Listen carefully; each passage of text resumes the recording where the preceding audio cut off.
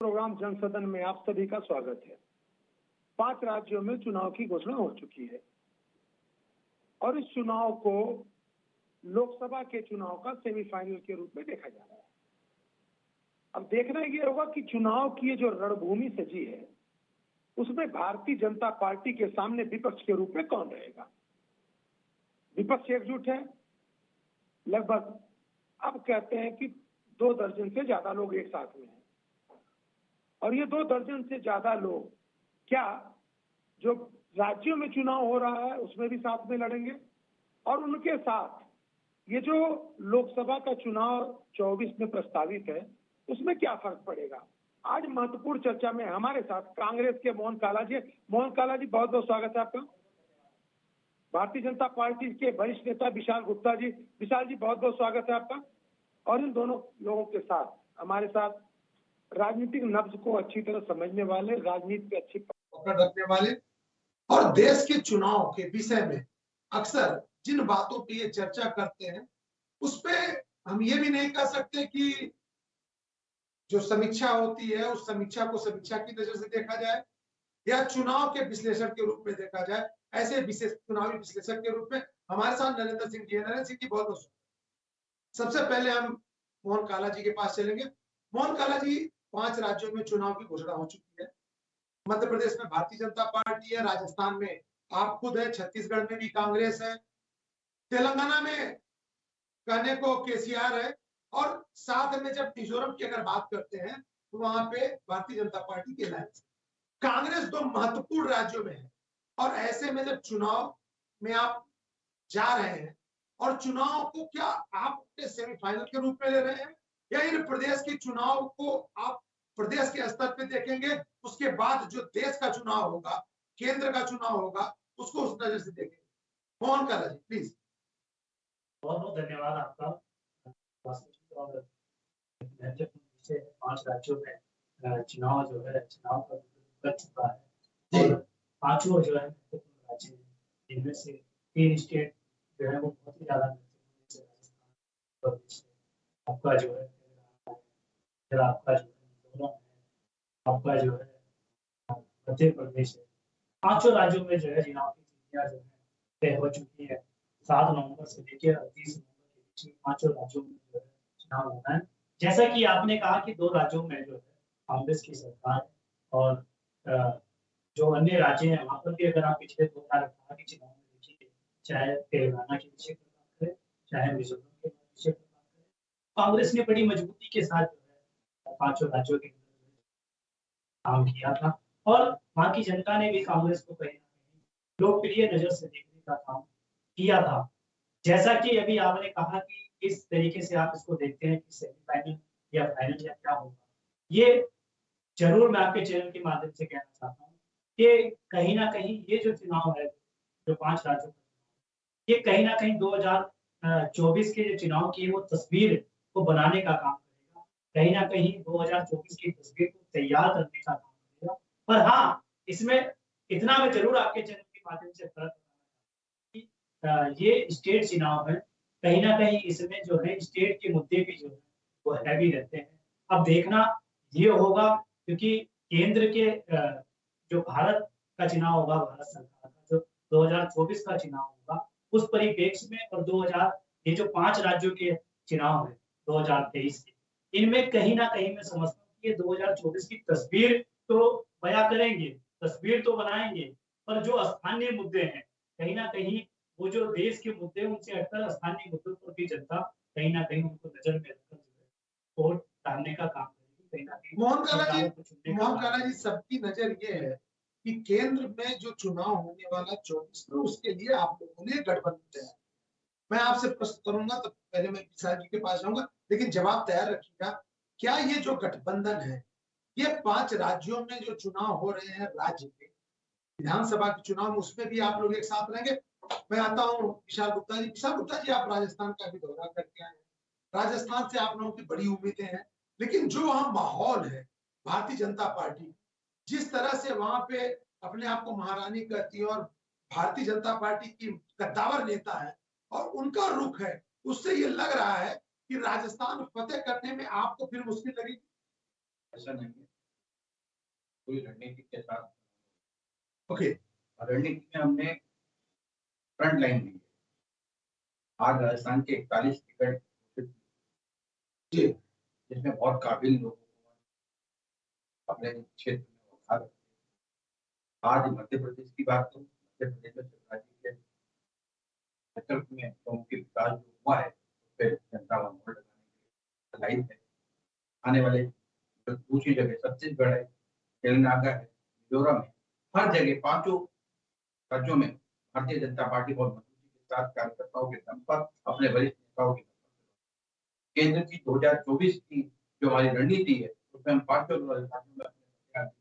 2024 में जीतेंगे। और हमारी जो योजनाएं 2 साल की है केंद्र की, उन योजनाओं को घर घर ले जाने का काम जो कार्यकर्ताओं ने किया, वो जनधन योजना के खाते बनाना हो, या उज्ज्वला के माध्यम से बहन को गैस का कनेक्शन देना हो, या मुद्रा के माध्यम से रोजगार के उसे जोड़ना हो, या आयुष्मान भारत के साथ उसको 5 लाख का इंश्योरेंस देना। ये सारी योजनाएं और मध्य प्रदेश की लाडली योजना इतनी बड़ी योजना, स्वर्णिम योजना, जो बेटियों को बहुत स्वर्णिम योजनाओं के साथ जोड़ा है। शिवराज जी मामा के नाम से प्रसिद्ध है। तो ऐसी योजनाओं के साथ मोदी सरकार, शिवराज जी की मध्य प्रदेश में, राजस्थान में हम अपने लीडर्स के साथ उतर रहे हैं और बिल्कुल हम विश्वास के साथ कहते हैं 5 क्षेत्रों में 5 राज्यों में। छिपी साल गुप्ता जी, मैं आपसे जवाब लूंगा,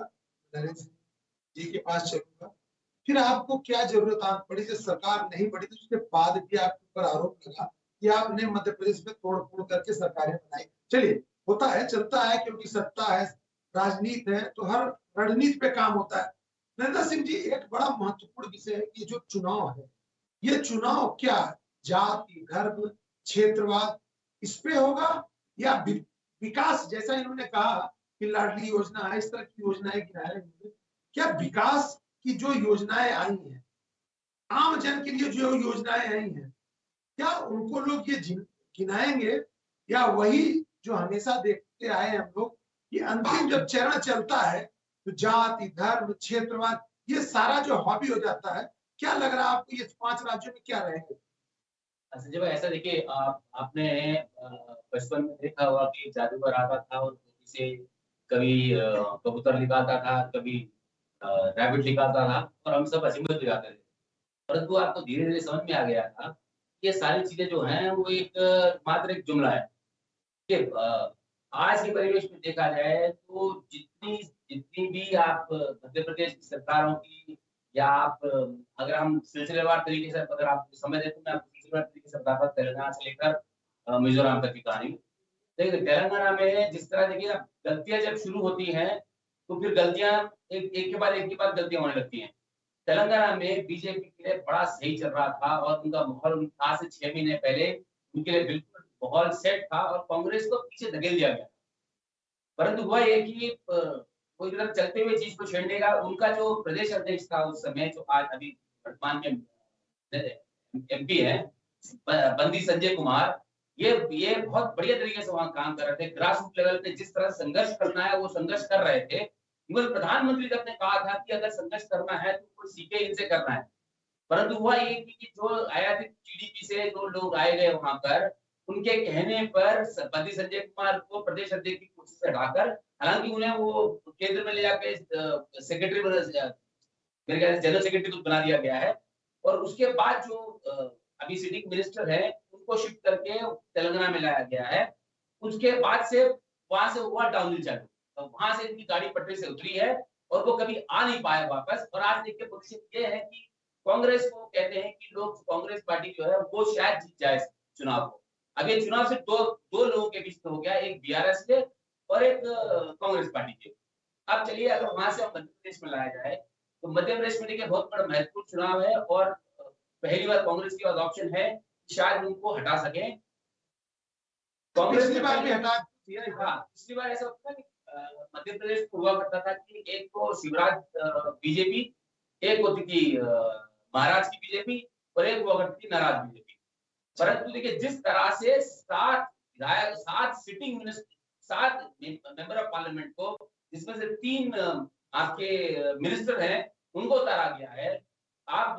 कृषि मंत्री नरेंद्र तोमर जी को आपने उतार दिया वहां पर। आप किस एंगल से लाए थे वो समझ में नहीं आया है। देखिए, अब जैसे अभी कैलाश विजयवर्गीय जी हैं, वो तो सबको कहते हुए घूम रहे हैं कि मेरी कोई इच्छा नहीं थी चुनाव लड़ने की, मैं तो गणेश जी की कसम खा के कहता हूँ, मुझे जबरदस्ती ठेला गया है इस चुनाव में लड़ने के लिए। और जो लड़ सभी रहे हैं, पर सब जीत के लिए आश्वासित हैं, पर हर कोई लड़ रहा है चुनाव बेमन से। आपने वहां से अगर आप राजस्थान में चले, फिर गलती वही हुई कि आपने जो आपका प्रमुख चेहरा है, जो चेहरा आपको वोट दिला सकता है, उस चेहरे को आपने बर्फ में लगा दिया। उस चेहरे को ना तो शायद उनको टिकट मिलने की संभावना कितनी है वो नहीं जानता मैं, परंतु आज फिर देखिए 41 की लिस्ट ली चालू हुई, उसमें से फिर 7 मेंबर ऑफ पार्लियामेंट उतारती है। आपने जितने संभावित मुख्यमंत्री के दावेदार लगाते हैं वहां पर कि पार्टी में आप हम भी देखें बाहर से तो बड़ा कंफ्यूजन है कि पार्टी किसके लीडरशिप में जाना चाहती है या कौन उसका मुख्यमंत्री दावा करना चाहता है। लेकिन हरना सिंह जी, आपके हिसाब से तो जो एनडीए है उससे आगे इंडिया निकल रहा है। एक दूसरी चीज जो आपने राज्यवार आपने स्थिति को स्पष्ट किया है, इन सब के बाद मैं एक प्रश्न आपको छोड़ के जा रहा हूँ, सबके पास एक प्रश्न छोड़ा, आपके पास भी। अंतिम जब चरण आता है तो जो हमारे प्रधानमंत्री नरेंद्र मोदी का चेहरा आता है, उस चेहरे के आगे विकास कार्य, स्थानीय मुद्दे सब नगण्य हो जाते हैं और वह चेहरा जीत के भाजपा को की बेतरड़ी को पार लगाता है। चेहरे के ऊपर बात की, चेहरे पे बिहार से निकला एक जिन जिसे कहते हैं जाति जनगणना, वो निकला एक जिन, और वो हर इस चुनाव में सबसे प्रमुख बिंदु वही होने वाली है। चले ठीक, मैं मान गया। अभी विशाल जी से मैं पूछूंगा कि जो जाति जनगणना का भूत है वो भाजपा को कितना नुकसान पहुंचाएगा। मोहन काला जी, गठबंधन आपका 5 राज्यों में रहेगा, कुछ लगता है आपको? क्योंकि जीत के लिए, जीत का जो नैया पार लगाने के लिए ये जो गठबंधन है, लोग देख रहे हैं कि केंद्रीय चुनाव में, लोकसभा के चुनाव में अगर आप जा रहे हो और इतना मजबूत गठबंधन आपने तैयार किया है तो राज्य में भी क्या कुछ इसका फायदा मिलेगा? देखिए, निश्चित तौर पर जितने जो 36 दलों ने जो किया, मैं समझता हूँ कि जो भी वहाँ स्थानीय या जो हमारे राष्ट्रीय जो संगठन है, कांग्रेस पार्टी की बात आम आदमी पार्टी की बात करूँ, जितने भी हमारे जो और भी संगठन है जो गठबंधन में, मैं समझता हूँ कि जिस तरीके से इंडिया गठबंधन उन्होंने देश के परिप्रेक्ष्य में तैयार किया है, आज जो देश का माहौल है, आज जो देश के अंदर सांप्रदायिक का माहौल है, आज देश में जो नफरत का माहौल है, आज देश में जो दिखाई सिखाई को लड़ाने की विचारधारा तेजी से फैल रही है, आज इस देश में जिस तरीके से जो कहीं ना कहीं आप देखेंगे सर, आप 70 साल आपने भी क्या किया पूरे देश के अंदर जो माहौल बना हुआ है, जो नफरत का बाजार सजा हुआ है, कहीं ना कहीं मुझे लगता है कि जो गठबंधन है 26 दलों का, वो कहीं ना कहीं एक साथ बैठकर जिस तरीके से देश के अंदर वो इस देश को आगे बढ़ाने के लिए जो रणनीति तय कर रहा है, मेरा अपना मानना है कि राज्यों में भी, चाहे वो जितने जो 5 राज्यों में चुनाव है, वहां पर गठबंधन के जो हमारे राष्ट्रीय नेता हैं वो कहीं ना कहीं बैठ कर इस पर तय करेंगे और हो सकता है कि राज्यों में भी जो है गठबंधन चुनाव। मोहन काला जी, दूसरा आप चर्चा कर रहे हैं, सर एक प्रश्न और छोड़, जिन विषय की आप चर्चा कर रहे हैं राजनीति में तो ये आम बात है, लड़ना, क्योंकि जीतने के लिए छल बल कल कहा जाता है कि राजनीति में सब जायज है और पूरी ताकत से आदमी काम करता है। सर देखिए, पूरी ताकत से आदमी काम करता है, पर देश में जिस देश के विकास के लिए पिछले 70 सालों में लोगों ने यहाँ मेहनत कर, हमारे स्वतंत्रता संग्राम सेनानियों ने, हमारे देश के क्रांतिकारी शहीदों ने जो सपना देखकर इस देश की आजादी को प्राप्त किया था, जिस आजादी के लिए इतना लंबा संघर्ष चला था, ये उन सपनों का भारत है और सपनों के भारत पर जिस तरीके से हुआ है, ये 70 सालों में इससे पहले शायद देखने को मिला नहीं होगा। और आज जिस तरीके की रणनीति और जिस तरीके का माहौल तैयार हो गया कि जिस राज्य में चुनाव हो या जब देश के अंदर चुनाव आता है तो जिस तरीके से चाहे सीमाएं हो चाहे वो प्रदेश हो, वो सुरक्षित नहीं रहते हैं, तो ये अपने आप में एक बड़ा सवाल है। और कांग्रेस विकास के एजेंडे पर, अपने काम के एजेंडे पर जो है 5 राज्यों के पीछे में जो है चुनाव के बीच में जाएगी। मध्य प्रदेश में जैसे हमारे अभी जो राजनीतिक विश्लेषण है वो कह रहे थे, पिछली बार 2018 में आप देखेंगे तो कांग्रेस ने भारतीय जनता पार्टी को हराने का काम किया, पर कहीं ना कहीं भारतीय जनता पार्टी ने जिस तरीके से जो जोड़ तोड़ की राजनीति में भारतीय जनता पार्टी अपने आप को माहिर समझती है, जिस तरीके से उत्तराखंड को कलंकित करने का काम भारतीय जनता पार्टी ने 2016 में किया था, उसी तरीके से 2018 में आपने गोवा में भी किया, आपने मध्य प्रदेश में भी किया और आपने मध्य प्रदेश में वहां चुनी हुई जनता की चुनी हुई। और आज आप देख रहे होंगे लगातार, अगर आप वहां ग्राउंड जीरो की रिपोर्ट को उठाकर देख रहे होंगे जितने भी न्यूज़ चैनलों की, तो वहाँ जनता में आक्रोश है। और 15 महीने के अंदर मध्य प्रदेश के अंदर जो विकास या जो काम किसानों के हित में, जनता के हित में जो कमलनाथ जी ने करने का काम किया था, आज जनता कह रही है कि मामा जी जा रहे हैं और कमलनाथ जी आ रहे हैं। तो अगर मैं राजस्थान के परिप्रेक्ष्य में अगर मैं आपसे बात करूं, तो हमारी जो महत्वपूर्ण विकास की योजना थी, चाहे मुख्यमंत्री गैस सिलेंडर योजना जिसमें हमने 500 रुपए, पहला प्रदेश है पूरे देश के अंदर राजस्थान जहां पर हमने तय किया 500 रुपए गैस सिलेंडर के रूप में, जहां अन्नपूर्णा अन्न पैकेट योजना जो एक महत्वपूर्ण योजना है, अगर सामाजिक सुरक्षा पेंशन योजना की अगर मैं आपसे बात करूं, अगर मैं आपसे वहां पर स्वास्थ्य संबंधी बीमे की बात करूं, तो आज जैसे हमारे साथी भी आयुष्मान कार्ड पर बता रहे थे, राजस्थान अकेला प्रदेश है जो जहां 5 लाख की 25 लाख रुपए स्वास्थ्य बीमा में देने का काम कर रहा है। वहां 100 यूनिट बिजली जो है देने का काम राजस्थान की सरकार कर रही है। अगर छत्तीसगढ़ के परिप्रेक्ष्य में बात करूं वकील, अच्छा, तो छत्तीसगढ़ में भी अगर आपने देखा होगा तो छत्तीसगढ़ में भी विकास के एजेंडे पर, विकास के तहत पर, विकास अपने कार्यों के बल पर जो है कांग्रेस जो है जनता के बीच में है। और निश्चित तौर पर मैं आपके चैनल के माध्यम से कहना चाहता हूँ कि 5 राज्यों का जो चुनाव आएगा, ये चुनाव जिस तरीके से हिमाचल की जनता ने, क्योंकि हिमाचल में भी आपने उसी चेहरे पर चुनाव लड़ने का काम किया, जिस श्रीवास्तव जी जिस चेहरे की आप बात 5 राज्यों की लेकर, कर्नाटक में भी भारतीय जनता पार्टी ने उसी चेहरे पर चुनाव लड़ने का काम किया। कर्नाटक की जनता ने जवाब दिया, हिमाचल की जनता ने जवाब दिया, बिहार में जिस तरीके का आपका गठबंधन था उस गठबंधन ने जवाब दिया, और 5 राज्यों की जनता आपको जवाब देगी। मोहन भाई, एक प्रश्न है, आपने कहा कि ये करेंगे, क्या आप विकास कार्यों को दरकिनार करके जो रेवड़ियों की आप बात कर रहे हैं कि बिजली फ्री, पानी फ्री, ये फ्री, क्या रेवड़ियों के सारे चुनाव जीतने की प्रथा को ये जिसका आरोप आप लगाते रहे हैं उसी पे आप श्रीवास्तव जी ये है नहीं, ये वहाँ वर्तमान में योजनाएं हैं, ये रेवड़ी नहीं है इनकी तरह की हम 15 लाख चुनाव के पहले तो आपने 5 साल पहले 2 करोड़, अरे आप देखिए वहाँ उठा के 6 महीने साल भर पहले थे, अगर आप देखेंगे आप साल 1.5 साल से भाई ये योजना लागू है।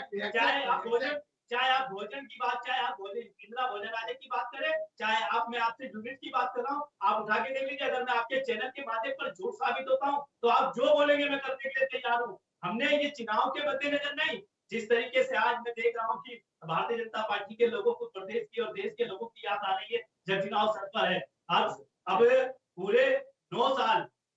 9 साल जिस तरीके से देश के अंदर बहनों को लूटा गया सिलेंडर के नाम पर, और आप ही के चैनल पर बैठकर चर्चा होती कि रक्षाबंधन पे कहा कि हम अपनी बहनों को 200 रुपए की सौगात देने का काम कर रहे हैं, तो यह झूठ बोलने पर नहीं, और ये मैं पूरे पुख्ता सबूतों के साथ अगर आप कहेंगे, ये वो योजना है जो योजनाएं से साल 1.5 साल से प्रदेशों में लागू है। ये वो नहीं है कि जो हमने वर्तमान में या चुनाव में जाने से पहले करते हो, जिस 1.5 साल पहले से वहाँ योजनाएं चालू है और जनता इनका लाभ ले चुकी है, चाहे महंगाई लाभ हो, चाहे वो स्वास्थ्य बीमा 25 लाख का हो उस पर बात हो, चाहे शिक्षा पर बात हो, चाहे रोजगार पे बात हो, चाहे बेरोजगारी पर बात हो, या फिर चाहे महंगाई भत्ते पर बात हो, बेरोजगारी भत्ते पर हो, ये सारी चीजें वहाँ लागू है और आप इसका फीडबैक वहाँ स्थानीय अपने रिपोर्टर से ले भी सकते हैं। और मोहन जी, अब आपके लंबे चौड़े विकास कार्यों के साथ साथ ओजस्वी भाषण विशाल भाई की पाल, विशाल भाई, 5 राज्यों में दोनों पैनलिस्टों ने भारतीय जनता पार्टी को आज बता रहे हैं कि भारतीय जनता पार्टी सत्ता से दूर है, लेकिन मुझे लगता है कि हम कितना भी बात कर लें, कैसी भी बात कर लें, अंतिम चरण जब आता है, प्रधानमंत्री जब चुनाव प्रचार में जाते हैं तो माहौल बदल जाता है। अब मेरा प्रश्न ये है कि भाजपा चुनाव लड़ रही है या नरेंद्र मोदी चुनाव लड़ रहे हैं? भारतीय जनता पार्टी कमल के फूल का एक अभिभावक के रूप में देश का नेतृत्व देने वाला भारतीय जनता पार्टी का सिपाही, एक आम कार्यकर्ता, वो इसका नाम जो विश्वास के साथ जनता के साथ आस्था का प्रतीक बन गया है वो माता जनता का। ये तो मोहन भाई ने जो चीजें गाई है बहुत अच्छी चीज होगी, लेकिन तो 2 पार्ट थे, एक सचिन पायलट का, एक गहलोत जी का, लड़ाई झगड़ा सड़क पे आया, लेकिन मैं उसमें नहीं जाता, अंदरूनी मामला है। इतनी योजनाओं के साथ इन्होंने चर्चा कर दी राजस्थान की, मध्य प्रदेश की 2018 की सरकार की चर्चा कर दी, हम आए थे, वसुंधरा राजे को भी हमने क्या करा क्या नहीं करा, और आज भी देखते हैं। मैंने आपसे सारी बात बोले मुझे बोलने दीजिए, आपने एक चर्चा करी राजस्थान की दलित बेटी के साथ बच्चा हुआ, उसमें चर्चा नहीं करी आपने। 12 साल की बेटी शौचालय के अंदर उसका बलात्कार हुआ, उसकी चर्चा नहीं करी आपकी। उसके सचिव आपके संगठन के मोहम्मद शाहीन क्या कहता है, उसके ट्विटर पे आप डिबेट नहीं किए, ट्विटर पे इजराइल पे आतंकी हमला होता है उसको सलाम करता है आतंकी, वहां कत्लेआम हो रहा है, और इनका सचिव क्या कहता है, राजनांदगांव इनकी पार्टी का सचिव मोहम्मद शाहीन सलाम कर रहा है अपने ट्विटर। ये निकाब है, जनता सब देख चुकी है, पता चल जाएगा। बोलने से आपने तो यहाँ बागेश्वर के चुनाव के भी बड़े फट्टे मारे थे, बड़ी दूर दूर तक चलाया था, और बाद में जब दूसरी बार बैठे 2500 जीते, ये जीत कोई है, ये तो हार है आपकी। अरे भैया 2500 से जीते या 1 वोट से जीते, आप ही फट्टे मार रहे थे बड़ी बड़ी, और आज वैसे ही फट्टे फिर आपने राजस्थान की मारने लगे, मध्य प्रदेश की मारने लगे, इधर की मारने लगे। संयम से काम करो, संयम से देश चल रहा है, हर चीज देख रहा है देश। प्रधानमंत्री जी ने उज्ज्वला दी तो कितनी बहनों को उज्ज्वला घर घर पहुंचाइए, राजस्थान के दूर दराज के गांव में जाके। भारत आयुष्मान की योजना, आपने भी अपना आयुष्मान कार्ड कराया, राजस्थान के हर नागरिक ने आयुष्मान कार्ड बनाया, 5 लाख का इंश्योरेंस, ये योजना नहीं है, आपने अपनी योजना का भुगतान करा। भारतीय जनता पार्टी जो कहती है वो करते ही, दिखावा नहीं करती, हिंदू बनने का ढोंग नहीं करती, गुरुद्वारे में जाकर विचार करते तो वहां बर्तन मारने कराते आप, बिडरा वाला आप पालते हैं, गुंडे आप पालते हैं। विषय में भटकना नहीं चाहता, लेकिन आज पांचों राज्य पे चुनाव की बात है। भारतीय जनता पार्टी अपने कार्यकर्ताओं के दम पर और अपने विश्वास के प्रतीक आदरणीय नरेंद्र भाई मोदी जी के नेतृत्व में चुनाव जीतने जा रही है। लेकिन कार्यकर्ताओं का दम दिख रहा है साहब, 5 राज्यों में। जो इसी एक्सपर्ट ने कहा, एक्सपर्ट भाजपाई, कांग्रेसी, आम आदमी पार्टी के नहीं, जो उन्होंने राज्यवार स्थिति से स्पष्ट किया है, उसमें भारतीय जनता पार्टी की कई कमियां दिखाई। और आप अगर जीतते हो, उनके सहारे जीतोगे जो वहां कार्यकर्ता है, जो सरकार चला रहा है, या जो सरकार विपक्ष के रूप में है, या अंतिम समय में आप यही नरेंद्र भाई मोदी का चेहरा लगा के जीतोगे। क्योंकि ये तो मान के चलो कि जब नरेंद्र भाई मोदी उतरते हैं तो सारी समीकरण को बदलने की ताकत आज तक दिखी है। तो यही लगता है कि अंतिम समय में कहीं वही आपका फार्मूला काम करेगा। संजय जी, बूथ तक संरचना है भारतीय जनता पार्टी, 15 प्रमुख तक संरचना है भारतीय जनता पार्टी, और भारतीय जनता पार्टी ने अपने टिकट घोषित भी कर दिए, और कांग्रेस पार्टी अभी वहां टिकती में नहीं है। भारतीय जनता पार्टी अपने कार्यकर्ता आधारित पार्टी बनकर और कार्यकर्ता के दम पर चुनाव लड़ती है, जहां भी जाती है, जिन जगह पर जाती है, उस मैदान पे कार्यकर्ता डटकर बूथ तक चुनाव लड़ता है। चले, मैं आपके पास लड़ता हूँ, नरेंद्र सिंह जी के पास चलूं तो 1 मिनट के लिए प्लीज जवाब दीजिएगा। श्रीवास्तव जी, आपके माध्यम से मैं विशाल भाई से पूछना चाहता हूँ कि चीखने चिल्लाने से जो है ना कुछ चीजें ठीक नहीं होती। अरे आप ही के राष्ट्रीय महासचिव, इतने माहिर, इतने शातिर आदमी, इसी उत्तराखंड को कलंकित करने वही तो आए थे, जो आज हाथ जोड़ जोड़ कर ये कह रहे हैं कि मैं तो लड़ना भी नहीं चाहता था चुनाव, मुझे तो जबरदस्ती उतरा, मेरे को जबरदस्ती कार्यकर्ता नहीं है क्या वहाँ, या उनको नरेंद्र भाई के चेहरे पर विश्वास नहीं है कैलाश विजयवर्गीय जी। आज ये हालत हो गई कि आपको स्थानीय विधायक लड़ाने के लिए तो नहीं मिल रहे, आपको सांसद मैदान में उतारने पड़ रहे। आप बात कर रहे हैं, अगर आपने विकास किया होता तो भैया आपको ये जरूरत कोई पड़ती कि आप 3 मिनिस्टर, 7 सांसद, आज राजस्थान में भी आप रणनीति है, देखो बीच में मत बोलिए, श्रीवास्तव जी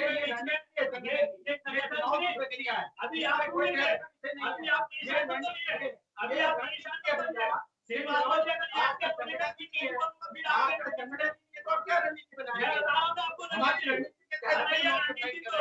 हम रणनीति तो है कि राज्य हाथ जोड़ कर कह रहे कि मैं लड़ना नहीं चाहता, ये कांग्रेस की तो रणनीति है, ये रणनीति कांग्रेस की है। और सुनिए,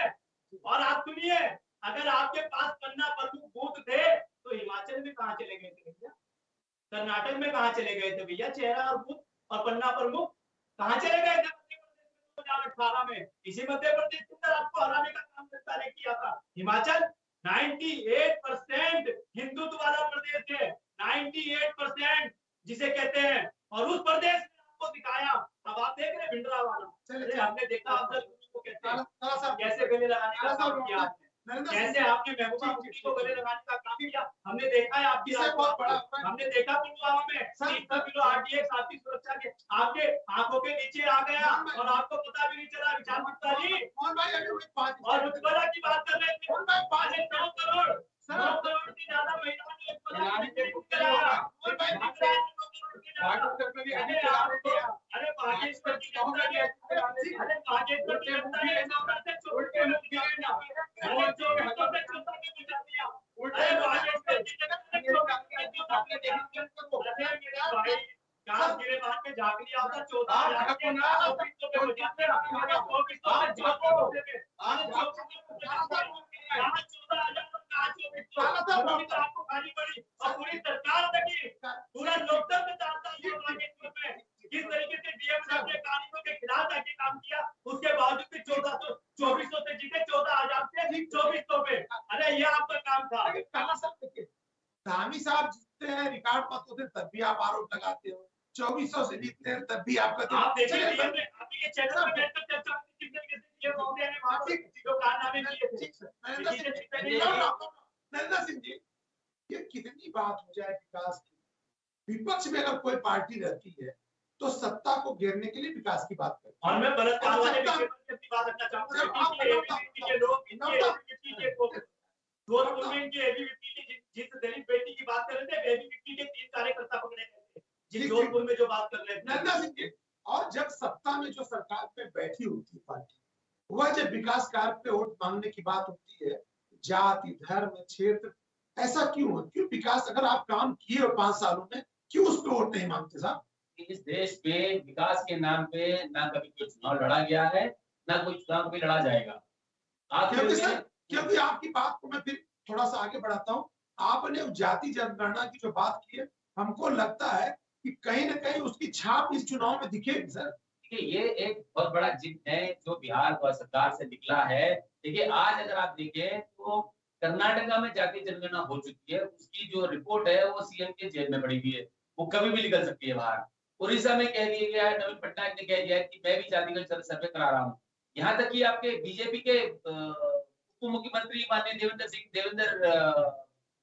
फडणवीस उन्होंने भी कहा है कि हम भी जातिगत जनगणना कराना चाहते हैं। देखिए ये जो अब तक ये हो इस देश में जो ये सोच चली थी कि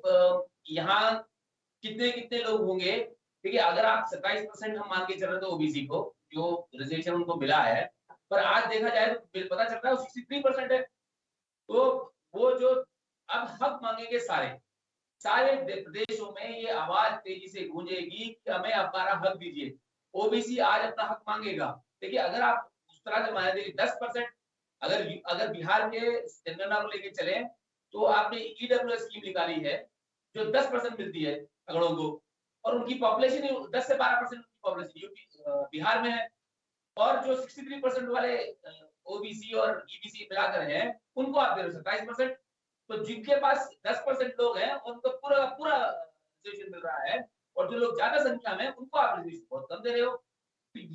ये जो समाज में जो इम्बैलेंस है इसके ऊपर आवाज उठेगी, और जैसे जैसे हम 2014 तक जो 24 तक पहुंचेंगे ये हर स्टेट से उठने वाली है। और कांग्रेस को ये पता चल गया है कि अब मैं ये स्ट्रेटजी में देखिए कांग्रेस को ये पता चल गया है कि अगर आपने इस समाज को हिंदुओं को अगर आपने विभाजित नहीं किया तो आपको सत्ता में लौटने की पॉसिबिलिटी बहुत कम है। देखिए हिंदुत्व की जो राजनीति होती है उसका कॉपीराइट बीजेपी के पास है। अब इनको कुछ और करना पड़ेगा कांग्रेस पार्टी को या विपक्ष दल को कि वो देखिए आप सडनली बिहार में एक जान आ गई है उस यूनिट में। इसी तरह से अब यूपी में जब चुनाव आने वाले होंगे अब देखिए इसी तरह हमारे जो अखिलेश यादव है वो बड़े जोर शोर से कहेंगे कि ये अगर बिहार में ये चीज है तो ये मान के चलिए पूरे उत्तर भारत में तो ये होगी या पूरे हिंदुस्तान में ये जो इम्बैलेंस है रिजर्वेशन का और पॉपुलेशन के है, तो जिसकी जितने क्या बोलते हैं जिसकी जितनी जनसंख्या उसकी उतनी हिस्सेदारी मिलनी पड़ेगी और सरकार को देना पड़ेगा। और बीजेपी चाहे जितना भी कोई जोर लगा दे वो इसे पीछे नहीं कर सकते। कि अब प्रधानमंत्री जी ने अभी पीछे एक रैली में कहा था कि इस देश की सबसे बड़ी जनसंख्या जो है वो गरीबों की है, परंतु आप आप जब जितना भी घुमा रहे हैं इस बात को, लोगों को बिहार की जनसंख्या से मालूम हो गया है। अभी तो इसमें मजेदार बात और आने वाली है भाई साहब, ये तो पहली लिस्ट है जिसमें उन्हें सिलसिलेवार तरीके से बताया जिसकी कितनी जनसंख्या है। वो तो यहाँ तक पहुंचे हैं कि किस जाति के पास क्या क्या अगर सरकारी नौकरी पे है या नहीं है, अगर है तो किस वर्ग पे लगा हुआ है, किसके घर में फ्रिज है, किसके घर में कार है, किसके घर में स्कूटर है, वो जो रिपोर्ट आने वाली है वो बड़ी विस्फोटक। ठीक है सिंह साहब, लेकिन मेरा एक प्रश्न है जो मैंने शुरुआती उसमें बोला, क्या इसको हम लोकसभा का सेमीफाइनल मान के चलिए पांचों राज्यों? भाई साहब, आप देश में होने वाला हर कोई चुनाव देश का टेम्परेचर बताने वाला है, देश का तापमान बताने वाला है। देखिए, आपको अब शायद बड़ा छोटा सा चुनाव लगे आपको, परंतु 370 के बाद पहली बार चुनाव हुआ लद्दाख में, और वहां पर लद्दाख में एनसी और कांग्रेस नेशनल कॉन्फ्रेंस और कांग्रेस पार्टी ने वहां पर बहुमत साबित मिली है। हालांकि छोटा सा प्रदेश है लद्दाख, हिल काउंसिल का इंडिपेंडेंट ऑटोनोमस हिल काउंसिल है, वो छोटा सा स्टेट है, परंतु 370 हटने के बाद पहली बार जम्मू कश्मीर में या लद्दाख में, यूनियन टेरिटरी लद्दाख में कोई चुनाव होता है और उस चुनाव में कांग्रेस और एनसी को बहुमत मिलती है। ये टेम्परेचर दिखा रहा है देश का। जहां भी आप जाएंगे अब से लेके 2024 तक, चाहे वो विधानसभा का हो, चाहे वो जिला पंचायतों का हो, चाहे वो ग्राम प्रधानों का हो, जो भी चुनाव होगा वो देश का तापमान बता। मोहन काला जी, आपने सुना होगा बड़े रूप से इन्होंने चीजों को बताया। अगर मान लीजिए ये आपका जो गठबंधन है या आपके लोग जो हैं उनके अगर फेवर में है, तो इसको मजबूत करने की जिम्मेदारी कांग्रेस की है, और कांग्रेस की जिम्मेदारी, तो क्या कांग्रेस उसके लिए तैयार है? निश्चित तौर पर देखिए, ये कहा है देखिए, आपको ये जानना, आपको ये मालूम होना चाहिए कि आम आदमी पार्टी ने राजस्थान और मध्य प्रदेश में चुनाव लड़ने से पीछे हो गए, कहा कि हम कांग्रेस के साथ हैं। हाँ सर, देखिए निश्चित तौर पर कांग्रेस ने या कांग्रेस के जो विपक्षी दल ने गठबंधन किया है, इस देश के जनमानस की भावनाओं के अनुरूप जाकर उन्होंने जो है इस गठबंधन को किया है। और मैं आपके चैनल के माध्यम से आपको भी बताना चाहता हूँ, आप एक वरिष्ठ पत्रकार हैं, आप बुद्धिजीवी हैं, ये आप भी देख रहे होंगे कि जिस दिन से इंडिया गठबंधन बनकर आया है, दिन से किस तरीके से इंडिया से नफरत इस देश के अंदर सत्ता में बैठे लोगों को हो रही है, ये किसी से छुपा नहीं है। और इस देश की एकता, अखंडता, इस देश के भाईचारा को बनाए रखने के लिए कांग्रेस पार्टी ने पहले भी कहा है, या कांग्रेस पार्टी के साथ जो विभिन्न संगठन दल हैं उन्होंने कहा है कि हमें जिस भी हद तक, जहां तक भी जाना पड़े, हम वहां तक उस सहमति को बनाने के लिए राजी है। जिस तरीके से हमारे जो वरिष्ठ जो राजनीतिक विश्लेषक है उन्होंने आपसे बताया कि मध्य प्रदेश और राजस्थान में तस्वीर बिल्कुल साफ हो चुकी है। यही जो 3 राज्यों की बात है, उस पर भी हमारे जो और विपक्षी दल होंगे, जो वहां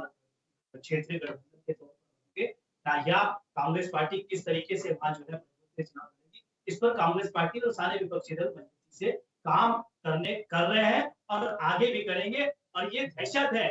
मैं आपके चैनल के माध्यम से कहना चाहता हूँ। और ये 5 राज्यों का चुनाव देखिएगा, ये 5 राज्यों का चुनाव जिस तरीके से झूठ की राजनीति, जिस तरीके से यहाँ पर षड्यंत्र की राजनीति, जिस तरीके से तानाशाही की राजनीति, जिस तरीके से देश को बांटने की राजनीति, उस पर प्रहार होगा। विशाल गुप्ता जी, भारतीय जनता पार्टी खुद भी कहती है और हमें देखने को मिलता है क्या 24/7 चुनावी मूड में रहती है,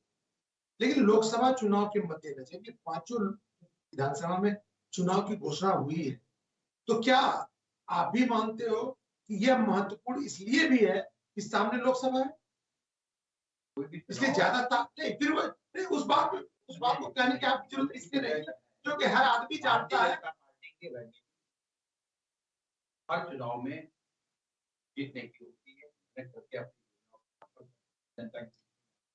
सर,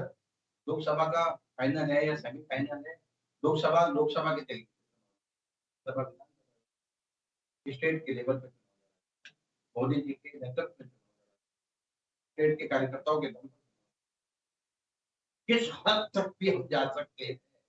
अभी मोहन भाई ने कह दिया कि देश में कुछ भी कर सकते हैं, आतंक, लड़ाई, जाति, झगड़े, ये सब करा सकते हैं। ये चरित्र आपका विचार में के फुट गया। आपके चरित्र आपने 300 किलो आगे, मैं आपके चरित्र का अरे आपका 300 किलो आगे